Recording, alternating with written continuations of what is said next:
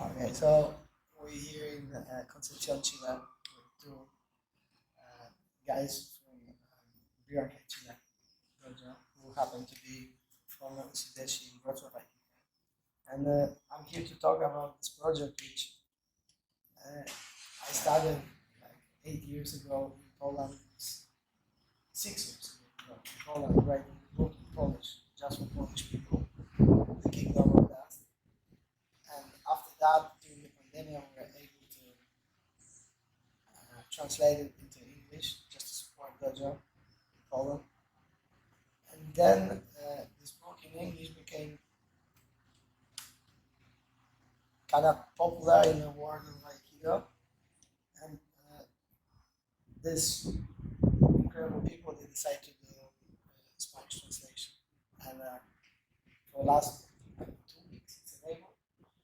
Yeah, you can get it. And I would like to talk about that because it's really interesting. Because this is very personal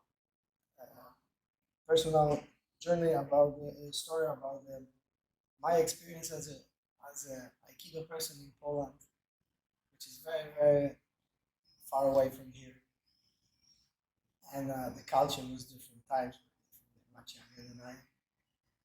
And this is Diego, this is Felipe. Diego was my Musideshi for a long time. Felipe visited Poland and been my Musideshi also. And they both, Diego is physically uh, in a book. And if I write another book, you will.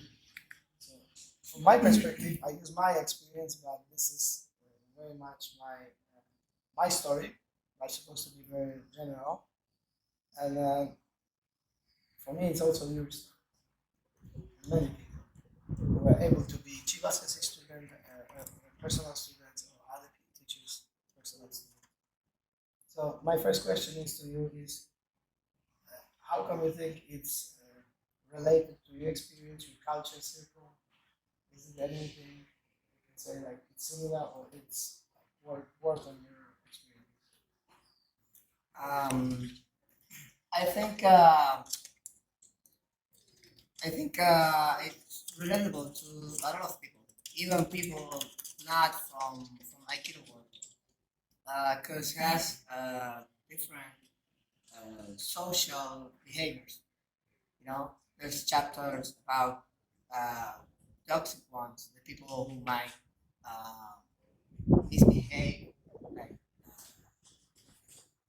what you can see, or the way they relate to people, and it's toxic to you. And there's other people who just go there and train and nothing else. And there's people who does worship you, and it's all in the social dynamics. And I think uh, if it's Aikido more related, that's happened everywhere. In college, in people scientific work, sports work, wherever you are in group, there's this kind of dynamic. So for me, it was interesting because in some chapters, I could totally relate for things that happen here in our life. So it was really fun. Yeah, I'm really agree with Felipe about that because when you after everything is like your journey in the life. It's like you were a student on the Chile Sensei Dojo. After that, you came back. You were a teacher, so you start to create like a community. And as Felipe said, this kind of community could be anywhere. For example, in work, in every part of you can see this kind of relation that they are described on the book. It's like you you are all the time watching other lives, and you are trying to see, for example, I don't know, I'm jealous for this guy because, or I'm envy for this guy because the because could be anything. It's like you can always it's like you're always like seeing other people's lives, but in this case, in this book, it's like you are we are seeing the world on your life. It's like and you like it or not, but it's your story. It's about The first your version, way. first version of the book was very pragmatic because this book's supposed to be manual for Mitsubishi. So I had so many, as you know, there are many people who dream about being Mitsubishi because this is personal, being personal student. So that many people dream about that. Everybody wants to be karate kid. But, but daily life as a Mitsubishi is really, really hard and stressful, painful. Usually you're young and you have no money, you're hungry, you're beaten by people who don't train so much like you do. There are so many emotions. So this life situation is as pragmatic as possible, comparing to this imaginary romantic dream. So you imagine that it's gonna be beautiful, you're gonna be the best student of this, you will be like my father, we will train together, it will be fun, I will learn Japanese, or I will eat with chopsticks with the banana, like in the movies. And the first thing you do, you clean your toilet. Or you do hundreds of push-ups and every day you can't move anymore and next day you clean the toilet. The freaking toilet is always Broken. broken. Yeah. Or dirty, always. Sometimes you go in the evening, you clean the toilet, you come in the morning, there was nobody, but it's dirty. And this is like, for me, it's like a pretty much metaphor of life and getting mature. Because all your life will be like that. All your life will be like that. I also And so, if you're talking like, this is my personal experience, I use my experience as an excuse, but this is everybody's story. yeah. I'm always fascinated about what happens like behind the curtains, behind what you can see.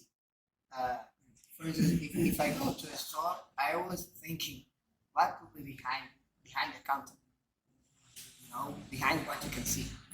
And at the moment I see it, oh, I didn't know it was a calculator, it was a book, it was dirty, or something like that. And when I see or people I see your dojo because it's really successful, it's full of people, like hundreds of people watching your videos. And, so many people on the video training with hakamas, high level run, and they when you enter the dojo, you see a big place full of so many details, stuff improving all the time. Yeah. A new tatami, a new camisa, a new kitchen, a new ushidachi room. So many improvements all the time. And when you see that, you say, "Oh, it's really beautiful." But you don't see what you don't see is all the sacrifices, all the hard work, all the things that happen behind them. The relationships, the grief, the toilet, and From my point of view, it's, and I'm not trying to be shy, it's, like, it's not beautiful. When I come to my dojo, most of the teachers like that. I come to the dojo, I see, you remember as a Shideshi, there was this broken piece of wood. It's still broken. It was 10 years ago, and it still waits for you to fix it. I was trying to fix it. And I have, like 3 times, but I remember you throw a kid and I can see a kid. This is metaphor. It's like when I have a Shideshi, and there is personal student who lives in the dojo, and he's trying to take care of the dojo, and there's so much you can do, and then only so much as you can do, and then you reach the level when this mess around you is uncontrolled, uncontrolled, and I'm sorry, and so usually I give the challenge. I give something that's really, really difficult, and people that's really from your psychology. So from psychological point of view, it's really interesting. The number of excuses. I believe my job is to, as a teacher, is grab the person and put him in a corner and give him so many challenges that he will start to produce excuses. And then I will be there to sit and say, this is bullshit, and this is bullshit. He knows that. But in a life, we produce excuses for everything. Wife, work, parents, everything. And you believe in those excuses. In a dojo, you teach you. You're sitting there and saying, no, it's bullshit. It's bullshit. You could do it yesterday, you see. And that's why it's so extreme. Sometimes it's from love to hate. That's why so many Musiet, when they finish being Musiet, they cut relation with the teacher. Because this guy knows about me too much. He knows every weakness. There's no way to live with someone like that. All of us, we're former Chivas in Musiet. If we don't control ourselves, we have a Chiva inside. When you do something wrong, we hear it. You can't live like that. So changing the subject, did you, as a translator, I don't speak Spanish, so I'm not able to verify this. How much of this you have to change? How much is lost in translation? Yeah. It was really difficult the process to make the translation, because we translate from a already translated book, so it wasn't the original copy. So some parts in English, yeah, we could understand, but in some way they didn't have sense. So it was like a really long work with Felipe. We write a lot and we say, oh, this part we understand, and after that we have like I don't remember, like 10 interviews with you. I don't remember how much. Yeah. And we ask about this story after actually maybe we know like I don't know 70% of the histories on the book. So, because when we were in Chile, we knew different part of the history, and we know you, so we maybe in some way we knew how you what are you trying to put on the book. It's like all this project was created by Aikido people from the beginning to the end. All the people. If we're talking like girls who were translating this from Polish to English, they were students of Aikido. And editor is one of the very famous Beyonce teacher, Hyde Sensei, who was in the book.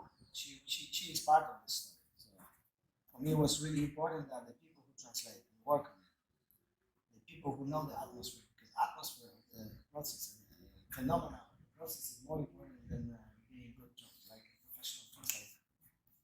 Because this, we have to keep this.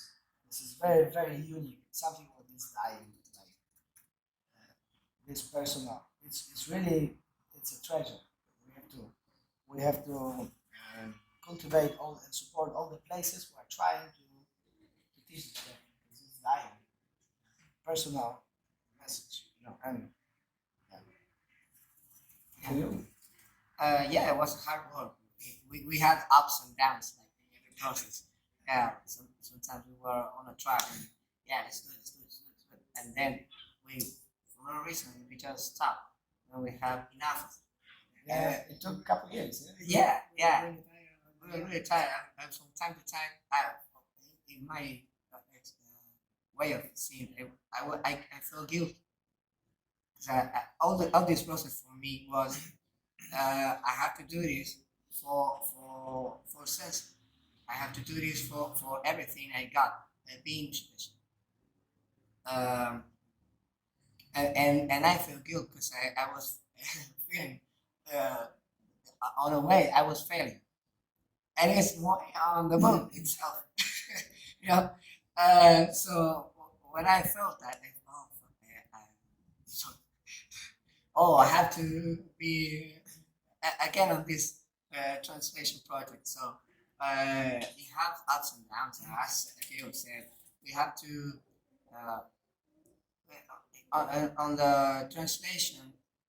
There's some parts in English that makes total sense, and it was actually easy. But the book also has humor, and humor is really difficult because it has a deep meaning. and it's not This always. is the part I'm really afraid of, because even the English translation was already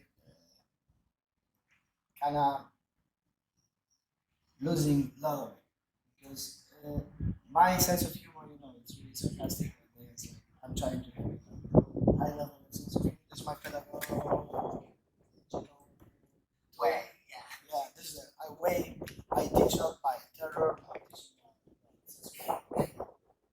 Instead of cheap sense of just grab you and take you to hell. And I'm telling you the jokes, and then you realize you're in hell. And the reason is the same. Reason and the effect is the same. So there was so many jokes and hidden allusion and metaphors, and also I was using pop cultural Polish stereotypes, playing with the forms, and I know in English was impossible. Many of those things were impossible in a translation, and probably even less is in Spanish. But I hope a few people read it and they really like it. And the Spanish version has this main message. The main message is basically, if I put it in one sentence, is if you have a dream, the dream is real, it's possible to follow, but it's work. It's going to be really, really painful, and you will pay terrible price for that. Nothing is perfect, but you will be happy, and you will feel that you don't waste your time in your life. This is if I close this. The book is also a story of uh,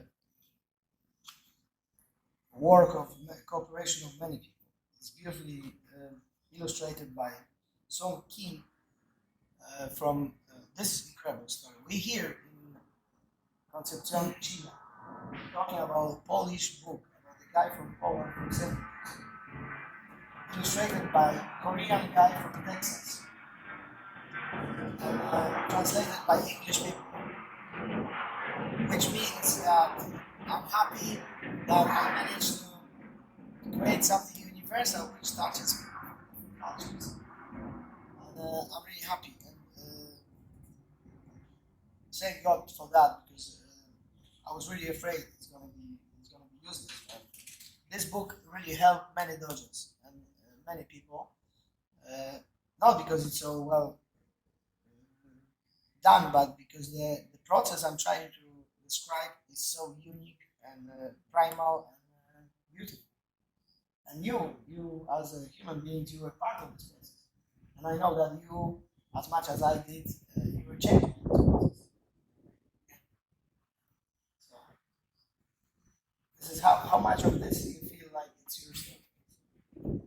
I mean, the day by day things that happen on the dojo, the things that happen, as I said, behind the curtain. But when you're especially everything that everybody that comes to train as a big master and full of energy, and you're dying inside, and you have to do the best of you what you have. Otherwise, you will be broken, literally broken, or injured. And it happens all the day by day stuff that happens. I think not only on Aikido, every circle different. And for me, one chapter especially for me, it was that you're nothing special. Because that hits really hard, because everybody thinks it's special in some way, and it's true. But at some point, you have to face that your pain is next to the same pain that somebody has at the same time, or even not even close. The person next to you could be worse or better, and you have to deal with this and live in a moment and try to do your best with stuff. You're not. I myself, I'm telling myself all the time now, you're not special. And by saying that, like a mantra, okay, I'm nothing special. I have to do this. I'm nothing special. I have to try harder. You're nothing special. You have to wake up early. Nothing special. You have to do it anyway, even if you don't want to.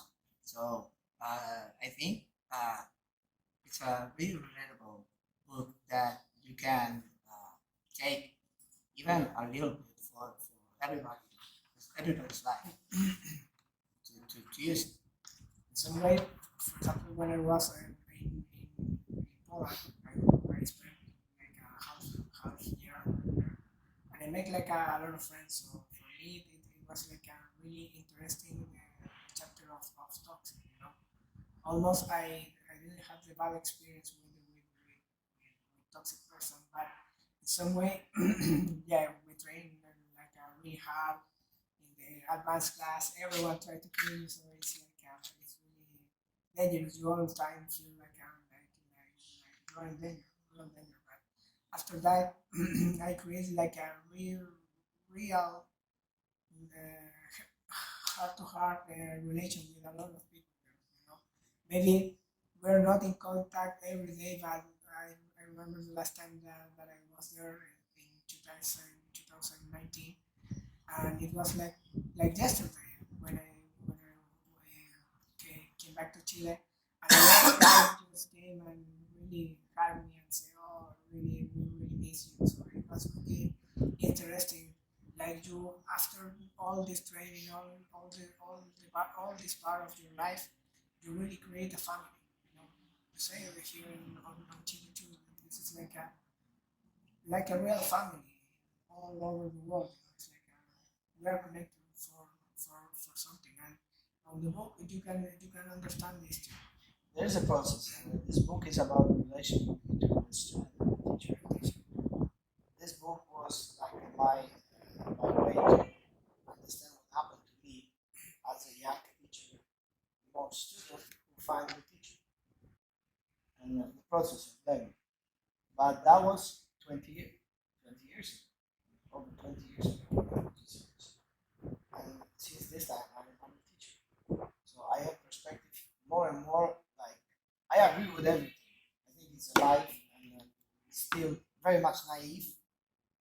And but this is from the point of view of the student. What is really also goes beyond this book, but what's really interesting is the transmission from the student to the teacher, and this danger of being eternal consideration. And we always will pretend that we are successful. Because there's a time when you have to transmit from the student to a teacher.